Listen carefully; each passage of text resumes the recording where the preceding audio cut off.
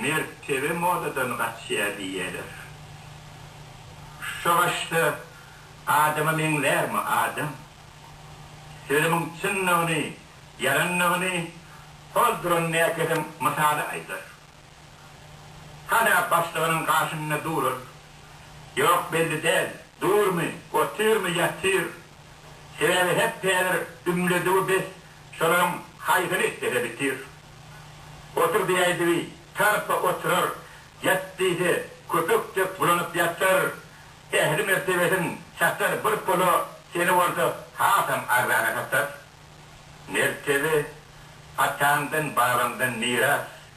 Ol din döremeyenke, kanı geçen din.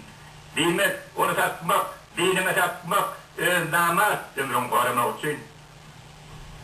Mertebe, serdarlığın karşısındadır. Kim olsandı, adam hükmünü denlik, karşımdaki kimliğini tanımak, hem öz kimliğini akliyetenlik.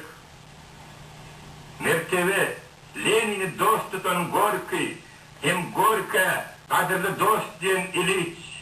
Mertebe, Zhukov ve Stalin bilen densaklap, seyirdelip sözleştiren güç. Mertebe, kıyın önüne başım dik tutmak, halkın oğlu donunu bilmek yaşlıktan, ağlık komisari, sürüp olup, iyili doyurup, arkana aytmak açlıktan. Elbette, açlıktan ölmek hükman değil, yönü halallamak, iyen durunu, mertebe, öz işin üytködüp korumak, hem sonça üytködüp korumak ödümü. Mertebe demeklik, resmi dil bilen, dünyada en ulup prensip birlik, beren tribunalın üstünne, hemen düşünden son doğru birlik. Mertebe, ne verem sözlüğün naybaşı, ol mertlik sözünün döref kaydan güç, ol Lenin şehrin 30 ay koğrap, faşist meredinden halat eden güç. Onu da yönü bir korumak kim del, ağaç tuğsu, kim yarı, yarım yanımız, dipende kırılır, yorumda da su, camında da mali mecet yaramaz. Adam mertebetin, yurt mertebetin, Sovet mertebetin götürüp arşı, mertebe, en son kukurt denetin çakıp oklap bilmek faşirine karşı. Ol senin vatanı vefadarlığın, şuun ki, ertir ki, bu sonuçlu arkan, ol senin Kremlin, Kızılbaydağın, hem Lenin akılına severiyen imkan.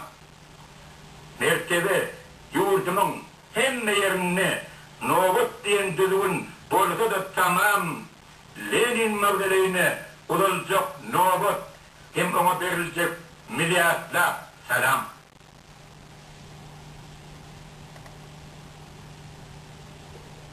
Dini ırak degetlere taşlık, hamada Mozart'ın beyik ahvali, tek öğrenim takdirine yanıp, hayırlar bir ikbal etmeliyali.